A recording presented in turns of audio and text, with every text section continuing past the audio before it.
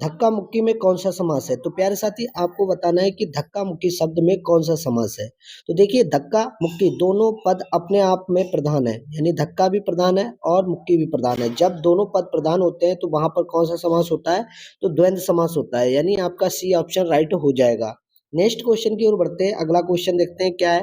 Question number 2 कह रहा है कि द्विगु समास का उदाहरण कौन सा है? तो यहाँ पर आपको बताना है कि द्विगु समास का कौन सा उदाहरण है। 4 ऑप्शन दिए गए हैं, इनमें से कौन सा ऑप्शन सही है ये आपको बताना है। तो देखिए द्विगु समास का मतलब होता है जहां पर संख्या का बोध होता है। तो देखिए अन्वय में संख्या का बोध नहीं हो रहा है, दिन रात में संख्या का बोध नहीं हो रहा है, चतुरानन में संख्या का बोध नहीं हो रहा है, त्रिभुवन में संख्या का बोध हो रहा है, यानी तीन भवन। त्रिभुवन का मतलब तीन भवन। तो यहाँ पर आपका आंसर क्या हो जाएगा? डी ऑप्शन राइट हो जाएगा। नेक्स्ट क्वेश्चन की ओर बढ़ते हैं। अगला क्वेश्चन देखते हैं क्या है।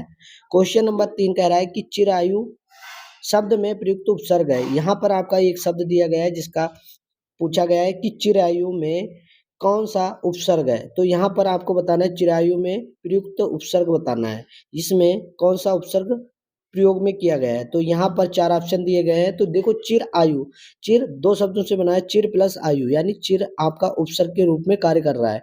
तो यहाँ पर आपका आंसर क्या हो जाएगा? बी ऑप्शन राइट हो जाएगा। नेक्स्ट क्वेश्चन की ओर बढ़ते हैं। अगला क्वेश्चन देखते हैं क्या है। कह रहा है कि दोषहर्ता में प्रत्यय का चयन कीजिए। तो यहाँ पर एक शब्द है दोषहर्ता, जिसमें आपको प्रत्यय का चयन करना है। तो दोषहर्ता, देखो दोषहर्ता प्रत्यय होते हैं जो शब्द के अंत में लगे होते हैं, फिर अर्थ बदल देते हैं। जैसे दोष के साथ हर्ता लगा दिया तो दोषहर्ता हो गया। यहाँ पर आपका आंसर क्या हो जाएगा? ए ऑप्शन राइट हो जाएगा। कौन सा ऑप्शन राइट हो जाएगा? ए ऑप्शन राइट हो जाएगा। नेक्स्ट क्वेश्चन की ओर बढ़ते हैं। अगला क्वेश्चन देखते हैं क्या है। क्वेश्चन नंबर 5 में कहा गया है कि मना प्लस भाव, यानी ये दोनों को जोड़ दिया जाए तो क्या बनेगा, यानी संधि का शब्द है। यहाँ पर मना प्लस भाव को योग से क्या बनेगा? तो आपका सही आंसर हो जाएगा मनोभाव। तो यहाँ पर आपका आंसर क्या हो जाएगा? सी ऑप्शन राइट हो जाएगा। आपसे पूछा जाएगा मनोभाव में कौन सा संधि है, तो आप बताओगे सर विसर्ग संधि है। कौन सी संधि है? तो विसर्ग संधि बताओगे। प्यारे साथी आपको एक एक चीज क्लियर करते हुए चलना है। तो यहाँ पर आपसे पूछा जाएगा कि मना प्लस भाव में क्या है, योग से क्या बनेगा? तो मनोभाव बनेगा। और मनोभाव में कौन सी संधि है? विसर्ग संधि है। तो यहाँ पर आपको ध्यान रखना है कि संधि के कितने भेद होते हैं। तो प्यारे साथी आपको पता होगा संधि के 3 भेद होते हैं। कौन कौन से? स्वर संधि, व्यंजन संधि और विसर्ग संधि। तो यहाँ पर मनोभाव में कौन सा संधि है? विसर्ग संधि है। नेक्स्ट क्वेश्चन की ओर बढ़ते हैं। अगला क्वेश्चन देखते हैं क्या है। सज्जन का संधि विच्छेद क्या है? यानी आपका जो शब्द है सज्जन, इसमें आपको संधि विच्छेद बनाना है, यानी इसको तोड़ना है। तो देखो सत प्लस जन मिलकर बनेगा सज्जन। तो यहाँ पर आपका आंसर क्या हो जाएगा? बी ऑप्शन राइट हो जाएगा। क्या हो जाएगा? बी ऑप्शन राइट हो जाएगा। अब आपसे क्वेश्चन पूछा जाता है कि सज्जन में कौन सी संधि है। तो आप देखो इसमें कौन सी संधि है? व्यंजन संधि है। कौन सी संधि है? व्यंजन संधि है। कौन सी? व्यंजन संधि है। तो प्यारे साथी आपको ये याद रखना है कि शब्द देखना है, फिर शब्द में कौन सी संधि है, शब्द का विच्छेद भी करना है, संधि विच्छेद भी करना होता है। तो इस 3 तरीके से क्वेश्चन पूछे जाते हैं, इसीलिए मैं कहूंगा कि आप तैयार करते चलिए। अगला क्वेश्चन देखते हैं क्या है। अगला क्वेश्चन क्या है। मतेक्य, मतेक्य में कौन सी संधि है? यहाँ पर शब्द दिया गया है मतेक्य। मतेक्य में कौन सी संधि है? देखो आपको पता है स्वर संधि के कितने भेद होते हैं। स्वर संधि के 5 भेद होते हैं। कितने भेद होते हैं? 5 भेद। जिसमें आपको एक पता होगा गुण संधि है, वृद्धि संधि है। तो देखो गुण संधि में सिर पर एक मात्रा लगी होती है, या इस तरीके से ए और औ की मात्रा लगी होती है। वृद्धि संधि में सिर पर 2 मात्राएं लगी हों और ऐसे करके औ और या एक की मात्रा, ए की मात्रा लगी हो। तो यहाँ पर देखो मतेक्य है, यहाँ पर सिर पर 2 मात्राएं लगी हैं, यानी हम कह सकते हैं वृद्धि संधि है। यानी आपका सी डी ऑप्शन राइट हो जाएगा। सॉरी कौन सा ऑप्शन हो जाएगा? डी ऑप्शन राइट हो जाएगा। तो आपसे पूछा गया है मतेक्य में कौन सी संधि है, तो आपको याद रखना है कि वृद्धि संधि है। स्वर संधि के कितने भेद होते हैं? 5 होते हैं। उनके यहाँ पर 4 नाम दिए गए, दीर्घ संधि है, यण संधि है, गुण संधि है, वृद्धि संधि है, एक है अयादि संधि। 5वीं कौन सी संधि है? अयादि संधि। ये भी आपको ध्यान रखना है। तो कई बार क्वेश्चन पूछे जाते हैं स्वर संधि के कितने भेद हैं। तो प्यारे साथी आपको याद रखना है कि 5 भेद है। पांचों के नाम याद रखने हैं। तो फिर पहले ये दीर्घ संधि, फिर गुण संधि, वृद्धि संधि, यण संधि और अयादि संधि। ये बात आपको ध्यान रखनी है। 5 भेद हमने लिख दिए और पांचों आपके ऑप्शन में तैयार है। अगला क्वेश्चन देखते हैं। अगला क्वेश्चन क्या है। अगला क्वेश्चन बहुत बेहतरीन, बहुत लाजवाब क्वेश्चन है। कहा गया है कि इनमें संयुक्त व्यंजन कौन सा है? तो आपको संयुक्त व्यंजन पहचान करनी है। देखो संयुक्त व्यंजनों की संख्या कितनी होती है? 4 होती है। कई बार क्वेश्चन पूछा गया है कि संयुक्त व्यंजनों की संख्या कितनी होती है? तो 4 होती है। उनके नाम भी पूछे जाते हैं, जैसे छा है, त्रा है, ज्ञा है और स्रा है। इस तरीके से ये 4 संयुक्त व्यंजन होते हैं। तो यहाँ पर आपका आंसर देखो, ए वाला ऑप्शन गया, आपका सी ऑप्शन गया और डी गया, सिर्फ बी आपका आंसर राइट है। तो संयुक्त व्यंजनों की संख्या कितनी होती है? 4 होती है। वो कौन कौन से हैं, ये बात आपको ध्यान रखनी है, छ, त्र, ज्ञ और स्र।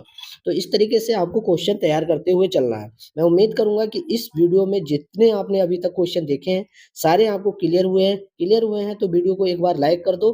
चैनल पर पहली बार जुड़े हो तो चैनल को सब्सक्राइब कर लो।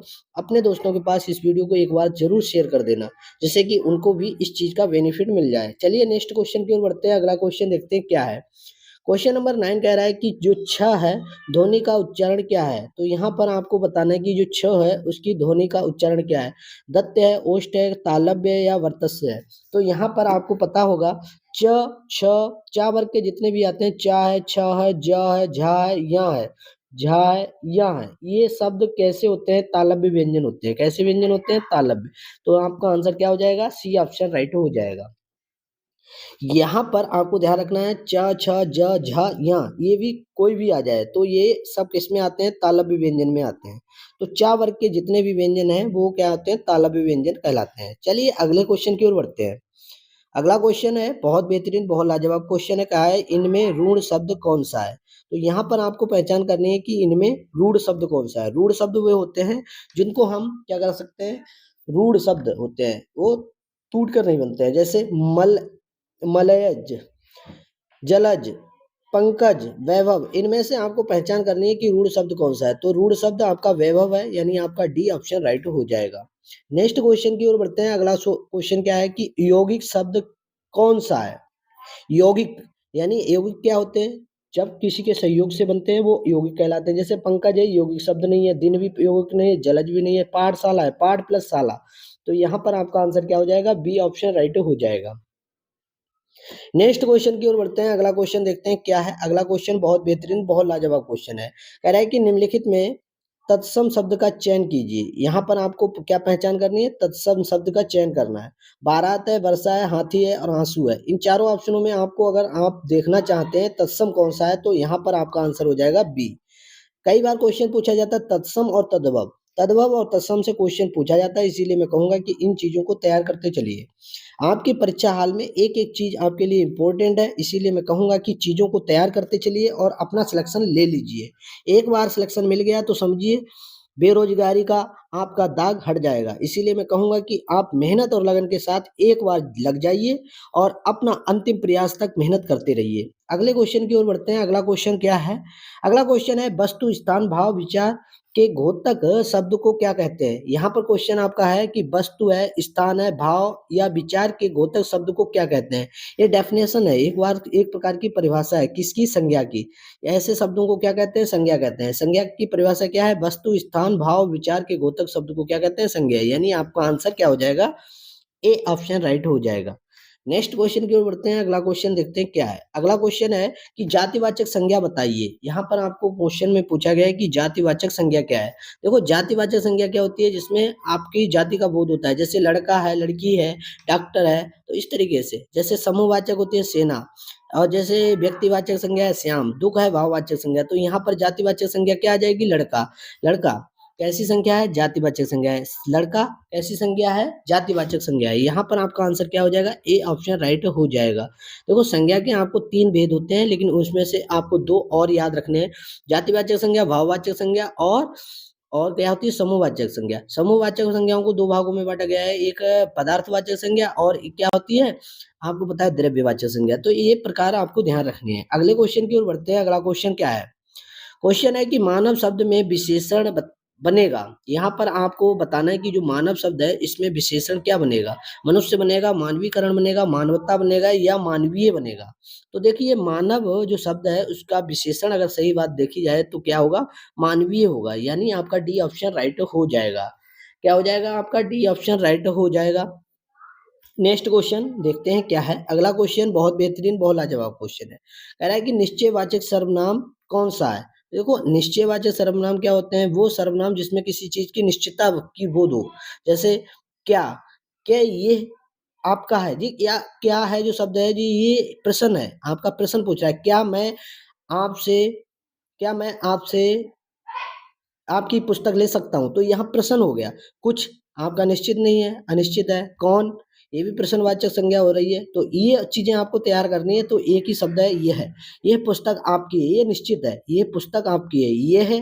कहीं भी शब्द में लगाओ, ये है, वह है, वे और ये शब्द क्या होते हैं? ये सब निश्चयवाचक सर्वनाम का बोध कराते हैं। किसका?